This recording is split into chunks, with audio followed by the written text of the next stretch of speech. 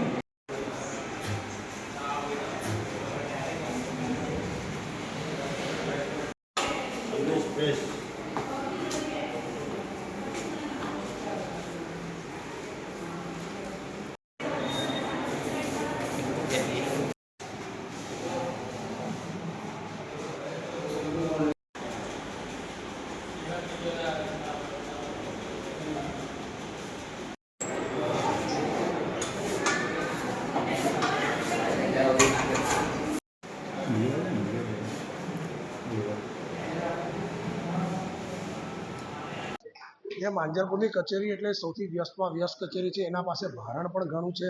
અહીંયા રોજની 2 થી 3 હજારની પબ્લિક આવે છે। જો આકસ્મિક અહીંયા આગ લાગે તો અહીંયા ફાયર સેફટીના સાધનો નામે શૂન્ય છે। એના જે બાટલો છે એના અંદર લિક્વિડ જ નથી, ટોટલી ઝીરો લિક્વિડ છે। પ્લસ એની જે પણ સાધન સામગ્રી છે કે જે ફાયર બ્રિગેડને જરૂર પડે કે લોકો પાણી છાંટવા માટે ઉપયોગ કરે, પણ એ પણ ટોટલી બધું નિષ્ક્રિય છે। અહીંયા હાલમાં તમે જોવા જાઓ તો એટલી પબ્લિક આવે છે, અહીંયા લેડીઝ ટોયલેટો જુઓ, જેન્ટ્સ ટોયલેટ જુઓ, એના અંદર પારાવાર ગંદકી છે। એ ઉપરાંત અહીંયા આજુબાજુ ક્યાંય પીવા પાણી નથી મળતું, તો અહીંયા પાણીની મશીનરી પણ ગવર્મેન્ટ તરફથી લગાડવામાં આવી છે, પણ એ છેલ્લા 3 કે 4 મહિનાથી એ મશીનરી પણ બંધ છે કે લોકો પાણી પીએ તો ક્યાં પીએ। અહીંયા લોકોને કલાકો સુધી લાઇનમાં ઊભું રહેવું પડે છે। તેમ છતાં પણ અહીંયા કોઈ જાતનું જોવામાં આવતું નહીં। અહીંયા પણ જુઓ, ઘણા પંખા પણ બંધ છે। અહીંયા નીચે તમે જોશો તો ટાઇલ્સો પણ તૂટેલી છે। અહીંયા દિવાલો પર પારાવાર ગંદકી, લોકો થૂકીને જતા રહે છે। દરેક જગ્યાએ નિયમ છે, ગવર્મેન્ટ કચેરીમાં કમ્પલસરી સીસીટીવી કેમેરા લગાડવામાં આવે અને એના ઉપરથી ગવર્મેન્ટ અધિકારીઓ પર એક્શન લેવામાં આવે છે, પણ અહીંયા કોઈ જગ્યાએ તમને સીસીટીવી કેમેરા જોવા નહીં મળે। અહીંયા ઘણી વખત મેડમને રજૂઆત કરવા છતાં મેડમ એક જ વસ્તુ કહે છે, અમે આરએમડીમાં જાણ કરી છે, આરએમડીવાળા આવીને આ વસ્તુની કામગીરી કરશે।